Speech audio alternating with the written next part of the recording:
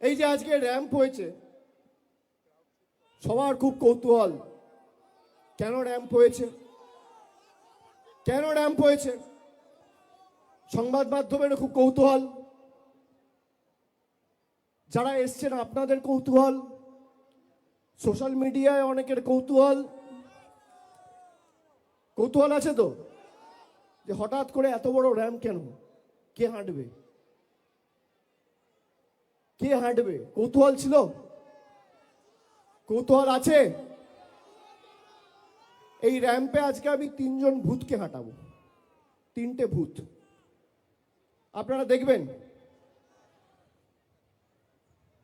3 জনকে নিয়ে আসুন, আসুন দিদি আসুন।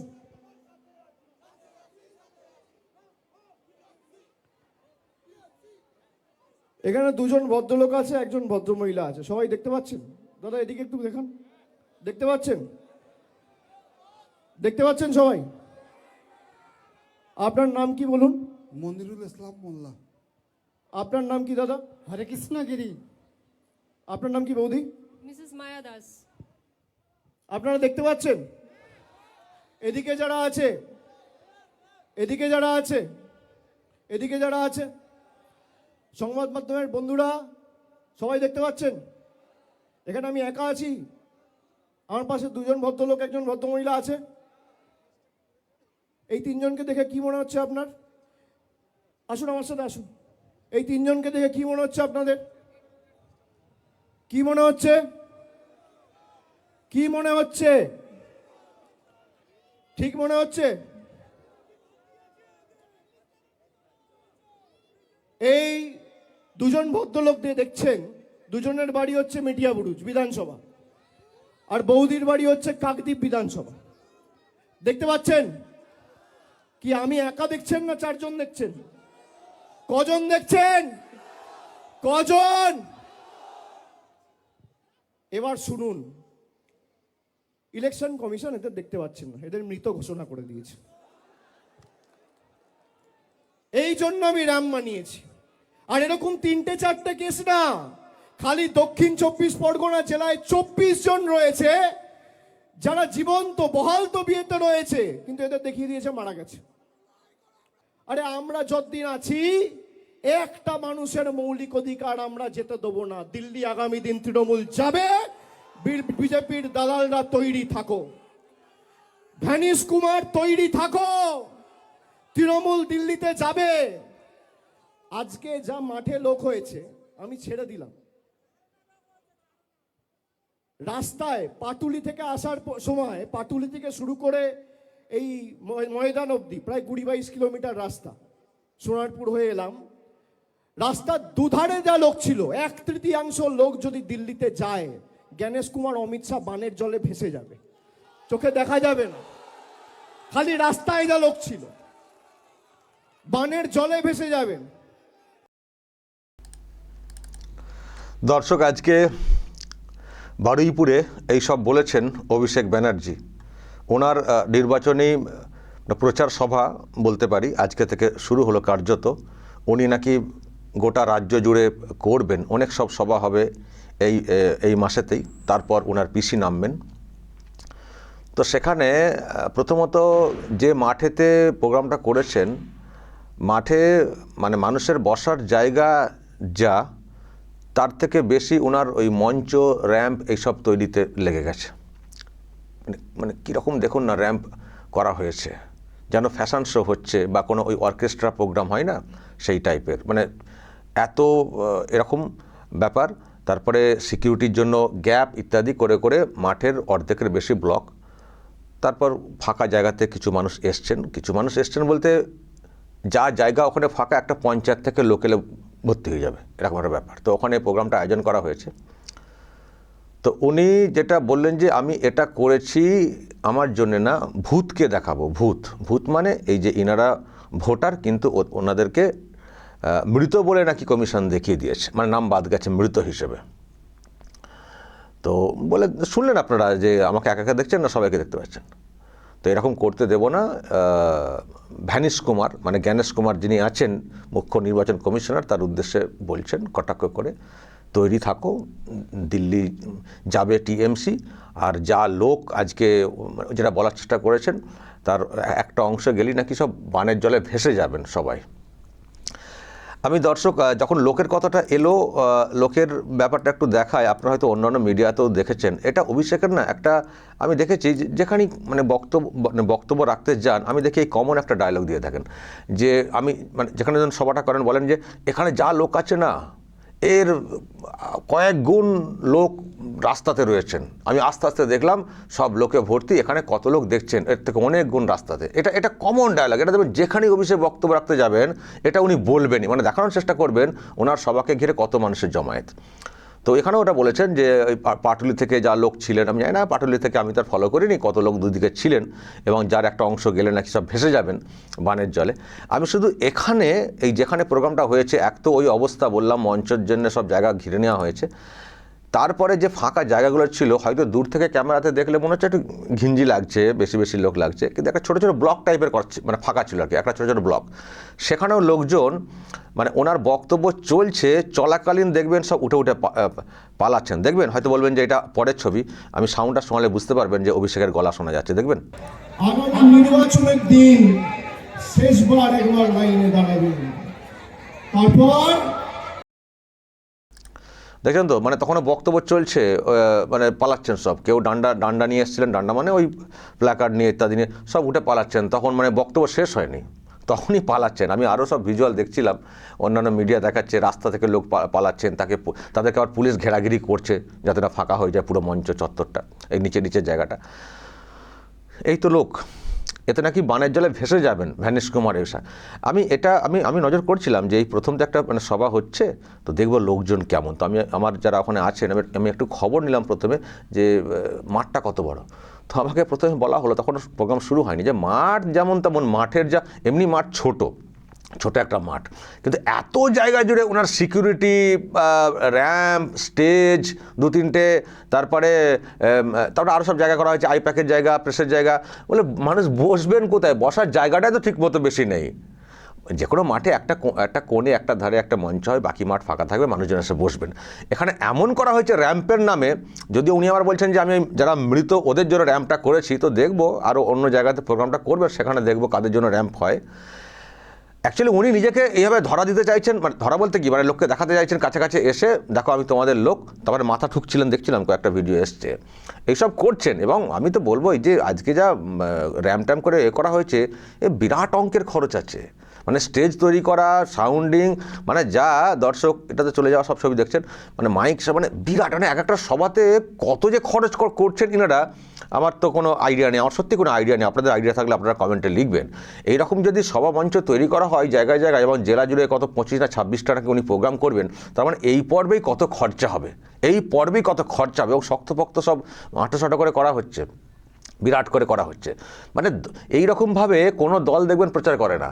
তার মানে দলের কত টাকা এবং কত খরচ হচ্ছে, সরকারের টাকা নেই কিন্তু দলের টাকা দেখুন কত, যে একটা এরকম সভা করছেন অভিষেক, 3 জনকে নাকি র্যাম্পে হাঁটানোর জন্য নাকি এটা করা হয়েছে। আরে আমরা এসব বিশ্বাস করবো? 3 জনকে হাঁটানোর জন্য এটা করা হয়েছে? 3 জনকে মঞ্চে দাঁড় করালে দেখানো যেত না?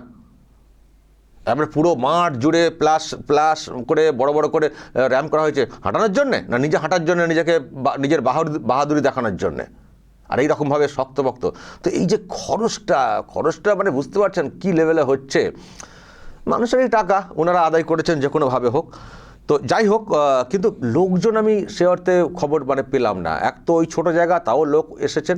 আপনারা দেখবেন যখন উনি বক্তব্য রাখছেন, এখানেও দেখা যাচ্ছে, দেখবেন সাইড দিয়ে সব লোক পালাচ্ছেন পেছনের দিয়ে, এই যে উনি করছেন, সব লোক তো দিকে চলে যাচ্ছেন, ইজিলি হাঁটাচলা করছেন, চলে যাচ্ছেন। কোথায় ভিড় হয়েছে?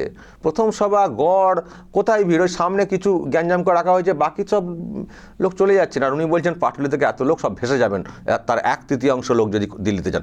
দিল্লিতে যান না, আপনাদের যাওয়ার কথা ছিল তো, এখনও যাননি কেন সেটা শুধু ভাবছি। তো একবার গেছিলেন অবশ্য 2 দিন আগে, কী সব আগুল দেখিয়েছেন না লাঠি দেখিয়েছে, কি চলে এসছেন আপনারা ওখান থেকে, কিন্তু এটা তো আসার তো কথা ছিল না। আপনাদের তো ওখানে পুরো ব্লক করে বসে থাকার কথা ছিল। এই যে 3 জনকে মৃত দেখানো হয়েছে, তার তো নাম বাদ দিতে হয়েছে। আর আপনারা বলেছিলেন যে একজনের নাম বাদ গেলে 10 লক্ষ লোক নিয়ে আমরা দিল্লিতে যাব। কবে যাবেন? এরপর তো এসআইআর পর্ব, হিয়ারিং পর্ব শেষ হলে তারপর তো ভোট ঘোষণা হয়ে যাবে। কবে যাবেন? আমরা দেখতে চাই আপনি যান, আপনারা যান, 10 লক্ষ লোক নিয়ে যান, দিল্লি পুরো ঘেরাও করুন, ওখানে গিয়ে কেরামতি দেখান। আমরা চাই তো সেটা। কবে যাবেন, কোথায় যাবেন? এ তো যা কর্মসূচি ঘোষণা করেছেন, আপনি তো এখন রাজ্যে ঘুরবেন, গোটা রাজ্যে ঘুরবেন।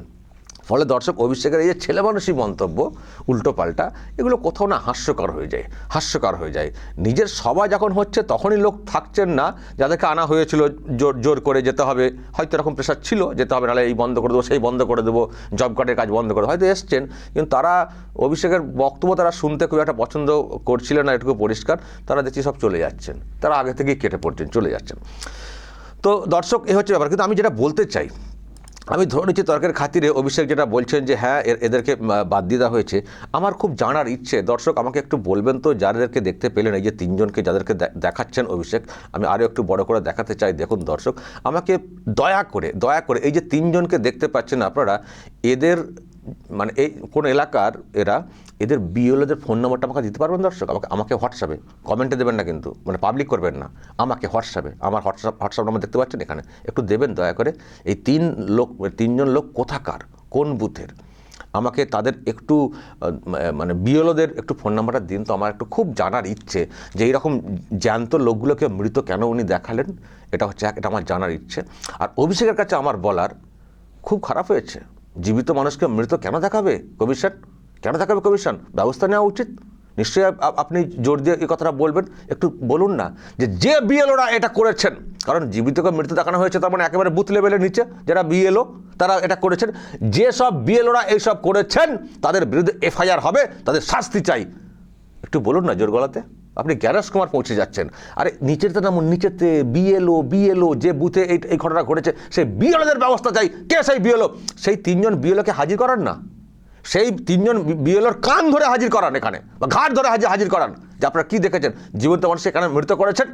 হ্যাঁ, আপনাদের রাজ্যের বাসিন্দা, আপনারা যে কাজটা করেছেন, আপনাদের জন্য তো আমাদের রাজ্যের বদনাম হচ্ছে, কেন এটা করবেন? তাদের কান ধরে হাজিরটা করান না, করতে পারছেন না, বা পুলিশকে দিয়ে করান না।